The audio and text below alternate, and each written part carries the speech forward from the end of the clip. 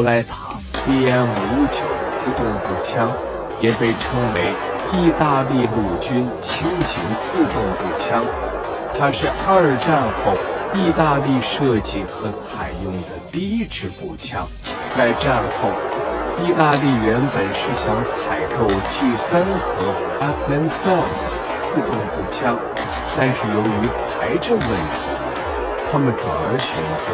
对美国大量提供的 M1 加兰德步枪进行改装升级，而珀莱塔武器公司就负责这个项目。原因是当时负责 M1 加兰德维护和许可生产的珀莱塔公司拥有维修机械，选择它能够大幅度降低制造成本。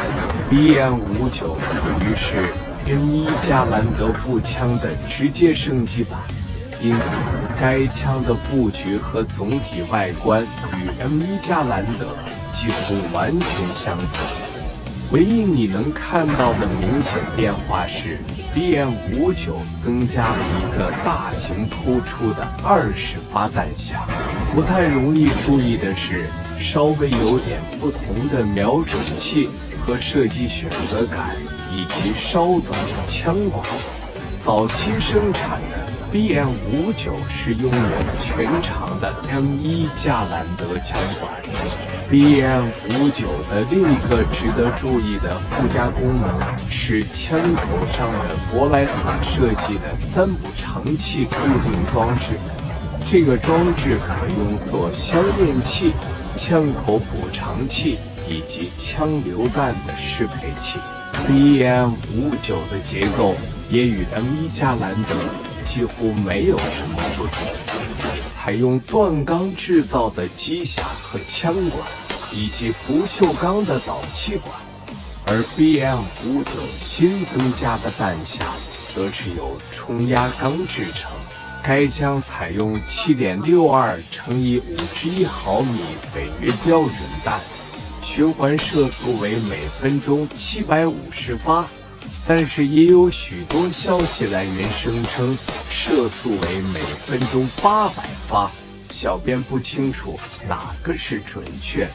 BM59的弹匣容量分别为14发和20发以及25发。此外，虽然该枪弹匣的安装和拆卸方式与 FAL、M14 和 AK-47相同，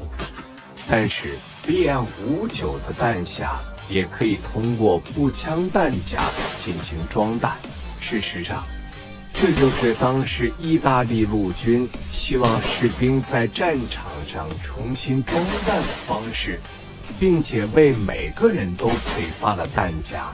M14 步枪也可以用同样的方式装弹。BM59还可以安装用于 M14 的 M6刺刀以及 M7刺刀。要注意的是，它不能安装 M1 加兰德上使用的刺刀类型。珀莱塔 BM59步枪在部署后并没有在意大利经历过任何重大战斗，因此在实战中并没有表现出任何性能问题，并且从1962年首次交付后很长一段时间 BM59步枪都在意大利军队的前线。意大利陆军在20世纪80年代末开始逐步淘汰 BM59步枪，并开始采购 AR-70突击步枪来替代它们。这款枪也是珀莱塔公司的产品。BM59于1990年正式退役，并被改进的 AR-70-90突击步枪所取代，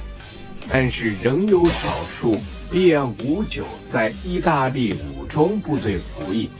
其中大多数都是用于仪式目的。